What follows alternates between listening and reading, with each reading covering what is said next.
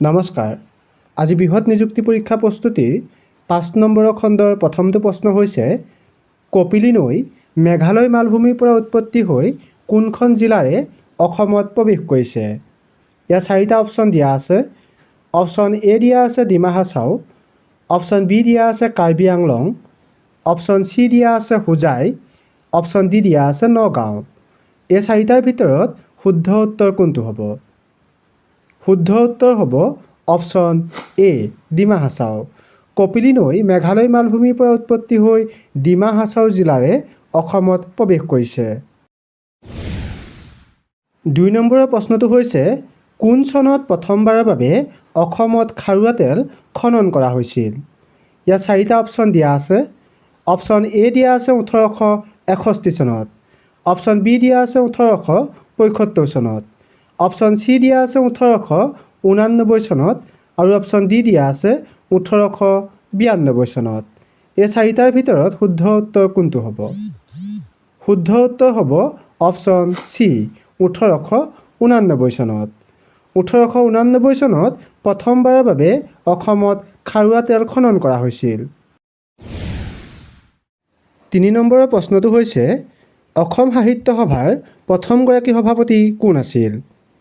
ইয়াত 4টা অপশ্যন দিয়া আছে। অপশ্যন এ দিয়া আছে লক্ষ্মীনাথ বেজবৰুৱা, অপশ্যন বি দিয়া আছে বিষ্ণুৰাম মেধি, অপশ্যন চি দিয়া আছে পদ্মনাথ গোহাঁই বৰুৱা, অপশ্যন ডি দিয়া আছে দেৱকান্ত বৰুৱা। এই 4টাৰ ভিতৰত শুদ্ধ উত্তৰ কোনটো হ'ব? শুদ্ধ উত্তৰ হ'ব অপশ্যন চি পদ্মনাথ গোহাঁই বৰুৱা। অসম সাহিত্য সভাৰ প্ৰথমগৰাকী সভাপতি আছিল পদ্মনাথ গোহাঁই বৰুৱা। 4 নম্বৰৰ প্ৰশ্নটো হৈছে লোকপ্ৰিয় গোপীনাথ বৰদলৈ পৰৱৰ্তী মুখ্যমন্ত্ৰী কোনগৰাকী আছিল? ইয়াত 4টা অপশ্যন দিয়া আছে। অপশ্যন এ দিয়া আছে গোলাপ বৰবৰা, অপশ্যন বি দিয়া আছে বিষ্ণুৰাম মেধি, অপশ্যন চি দিয়া আছে বিমলা প্ৰসাদ চলিহা, অপশ্যন ডি দিয়া আছে হিতেশ্বৰ শইকীয়া। এই 4টাৰ ভিতৰত শুদ্ধ উত্তৰ কোনটো হ'ব?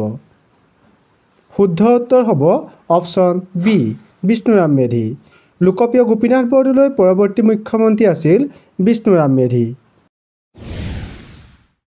5 নম্বৰৰ প্ৰশ্নটো হৈছে প্ৰথম অসমীয়া চুটিগল্প তলত উল্লেখ কৰা কোনগৰাকীয়ে ৰচনা কৰিছিল? ইয়াত 4টা অপশ্যন দিয়া আছে। অপশ্যন এ দিয়া আছে লক্ষ্মীনাথ বেজবৰুৱা, অপশ্যন বি দিয়া আছে বিষ্ণুপ্ৰসাদ ৰাভা, অপশ্যন চি দিয়া আছে নৱকান্ত বৰুৱা, অপশ্যন ডি দিয়া আছে দেৱকান্ত বৰুৱা। এই 4টাৰ ভিতৰত শুদ্ধ উত্তৰ কোনটো হ'ব? শুদ্ধ উত্তৰ হ'ব অপশ্যন এ লক্ষ্মীনাথ বেজবৰুৱা। প্ৰথম অসমীয়া চুটিগল্প লক্ষ্মীনাথ বেজবৰুৱাই ৰচনা কৰিছিল। 6 নম্বৰৰ প্ৰশ্নটো হৈছে পিয়লি ফুকনক ব্ৰিটিছে কোন চনত ফাঁচি দিছিল? ইয়াত 4টা অপশ্যন দিয়া আছে। অপশ্যন এ দিয়া আছে 1801 চনত, অপশ্যন বি দিয়া আছে 1820 চনত, অপশ্যন চি দিয়া আছে 1824 চনত আৰু অপশ্যন ডি দিয়া আছে 1830 চনত। এই 4টাৰ ভিতৰত শুদ্ধ উত্তৰ কোনটো হ'ব? শুদ্ধ উত্তৰ হ'ব অপশ্যন ডি 1830 চনত। পিয়লি ফুকনক ব্ৰিটিছে 1830 চনত ফাঁচি দিছিল। 7 নম্বৰৰ প্ৰশ্নটো হৈছে অসম পশু চিকিৎসা মহাবিদ্যালয় কোন চনত স্থাপন কৰা হৈছিল? ইয়াত 4টা অপশ্যন দিয়া আছে। অপশ্যন এ দিয়া আছে 1947 চনত, অপশ্যন বি দিয়া আছে 1948 চনত, অপশ্যন চি দিয়া আছে 1952 চনত আৰু অপশ্যন ডি দিয়া আছে 1955 চনত। এই 4টাৰ ভিতৰত শুদ্ধ উত্তৰ কোনটো হ'ব? শুদ্ধ উত্তৰ হ'ব অপশ্যন বি 1948 চনত। অসম পশু চিকিৎসা মহাবিদ্যালয় 1948 চনত স্থাপন কৰা হৈছিল। 8 নম্বৰৰ প্ৰশ্নটো হৈছে অসমৰ তৃতীয়গৰাকী মুখ্যমন্ত্ৰী কোন আছিল? ইয়াত 4টা অপশ্যন দিয়া আছে। অপশ্যন এ দিয়া আছে গোলাপ বৰবৰা, অপশ্যন বি দিয়া আছে বিষ্ণুৰাম মেধি, অপশ্যন চি দিয়া আছে বিমলা প্ৰসাদ চলিহা আৰু অপশ্যন ডি দিয়া আছে হিতেশ্বৰ শইকীয়া। এই 4টাৰ ভিতৰত শুদ্ধ উত্তৰ কোনটো হ'ব? শুদ্ধ উত্তৰ হ'ব অপশ্যন চি বিমলা প্ৰসাদ চলিহা। অসমৰ তৃতীয়গৰাকী মুখ্যমন্ত্ৰী হৈছে বিমলা প্ৰসাদ চলিহা। 9 নম্বৰৰ প্ৰশ্নটো হৈছে গুৱাহাটী উচ্চ ন্যায়ালয় কোন চনত স্থাপন কৰা হৈছিল? ইয়াত চাৰিটা অপশ্যন দিয়া আছে। অপশ্যন এ দিয়া আছে 1947 চনত, অপশ্যন বি দিয়া আছে 1948 চনত, অপশ্যন চি দিয়া আছে 1952 চনত আৰু অপশ্যন ডি দিয়া আছে 1955 চনত। এই চাৰিটাৰ ভিতৰত শুদ্ধ উত্তৰ কোনটো হ'ব? শুদ্ধ উত্তৰ হ'ব অপশ্যন বি 1948 চনত। গুৱাহাটী উচ্চ ন্যায়ালয় 1948 চনত স্থাপন কৰা হৈছিল। 10 নম্বৰৰ প্ৰশ্নটো হৈছে অসমত কোন চনত প্ৰাথমিক পৰ্যায়ত বড়ো শিক্ষাৰ্থীসকলৰ বাবে বড়ো ভাষাক শিক্ষাৰ মাধ্যম হিচাপে স্বীকৃতি দিয়া হৈছিল? ইয়াত চাৰিটা অপশ্যন দিয়া আছে। অপশ্যন এ দিয়া আছে 1960 চনত, অপশ্যন বি দিয়া আছে 1963 চনত, অপশ্যন চি দিয়া আছে 1968 চনত আৰু অপশ্যন ডি দিয়া আছে 1972 চনত। এই চাৰিটাৰ ভিতৰত শুদ্ধ উত্তৰ কোনটো হ'ব? শুদ্ধ উত্তৰ হ'ব অপশ্যন বি 1963 চনত।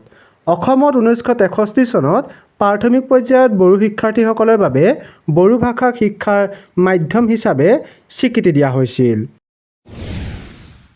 11 নম্বৰৰ প্ৰশ্নটো হৈছে গুৱাহাটী আকাশবাণী কেন্দ্ৰ কোন চনত স্থাপন কৰা হৈছিল? ইয়াত চাৰিটা অপশ্যন দিয়া আছে। অপশ্যন এ দিয়া আছে 1947 চনত, অপশ্যন বি দিয়া আছে 1948 চনত, অপশ্যন চি দিয়া আছে 1952 চনত আৰু অপশ্যন ডি দিয়া আছে 1955 চনত।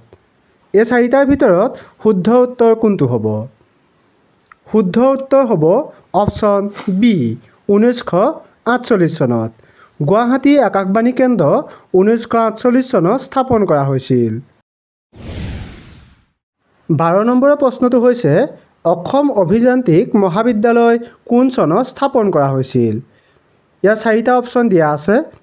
অপশ্যন এ দিয়া আছে 1935 চনত, অপশ্যন বি দিয়া আছে 1951 চনত, অপশ্যন চি দিয়া আছে 1952 চনত আৰু অপশ্যন ডি দিয়া আছে 1955 চনত।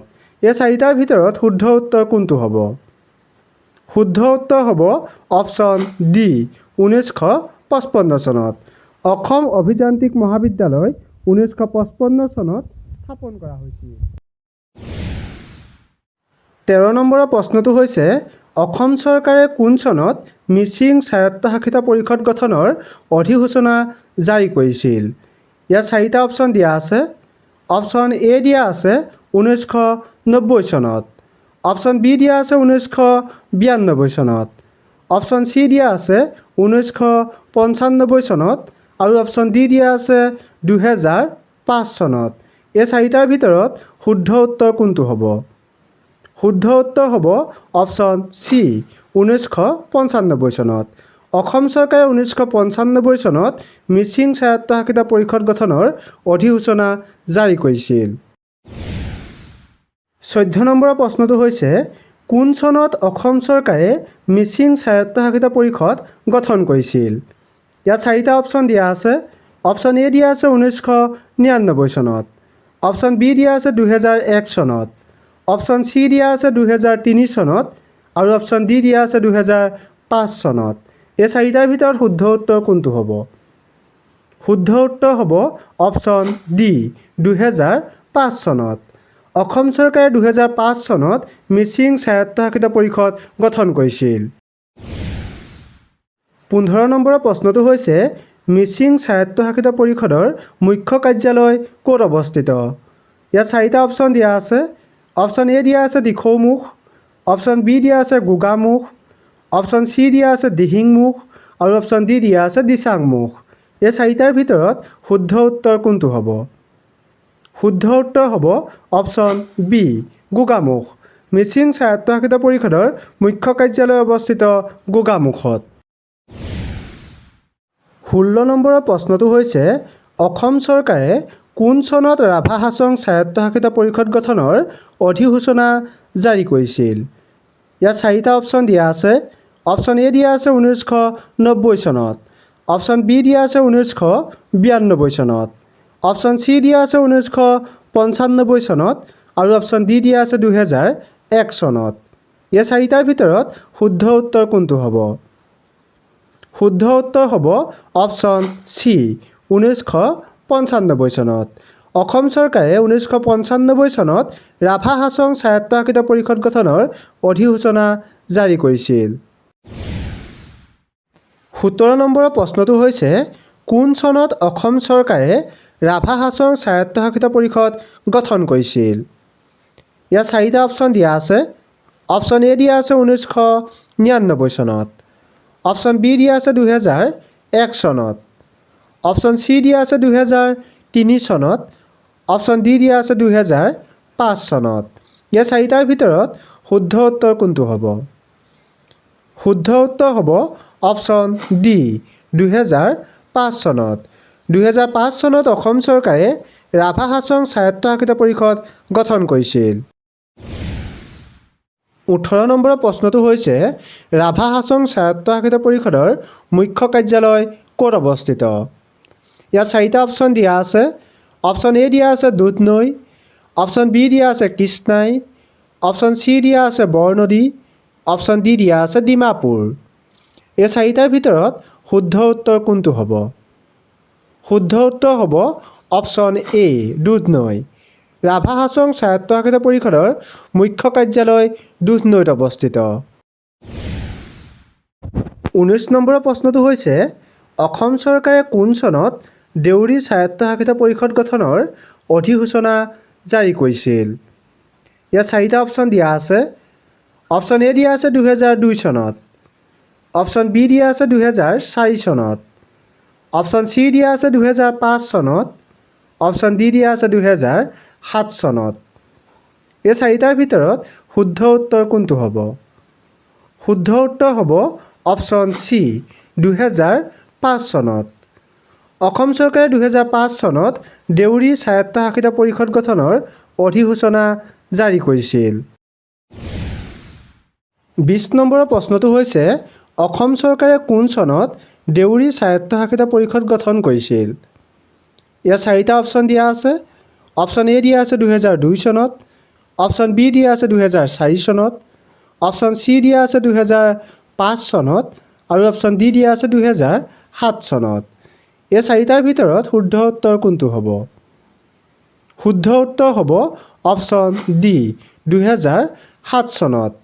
অসম চৰকাৰে 2007 চনত দেউৰী স্বায়ত্তশাসিত পৰিষদ গঠন কৰিছিল। আজি আপোনালোকলৈ আগবঢ়োৱা আমাৰ শেষৰটো প্ৰশ্ন হৈছে দেউৰী স্বায়ত্তশাসিত পৰিষদৰ মুখ্য কাৰ্যালয় ক'ত অৱস্থিত? ইয়াত চাৰিটা অপশ্যন দিয়া আছে। অপশ্যন এ দিয়া আছে লখিমপুৰ, অপশ্যন বি দিয়া আছে শোণিতপুৰ, অপশ্যন চি দিয়া আছে নলবাৰী, অপশ্যন ডি দিয়া আছে ধেমাজি। এই চাৰিটাৰ ভিতৰত শুদ্ধ উত্তৰ কোনটো হ'ব আপোনালোকে কমেণ্ট কৰি জনাব। আৰু যদি ভিডিঅ'টো চাই ভাল লাগিলে আগলৈ শ্বেয়াৰ কৰি দিব। ধন্যবাদ।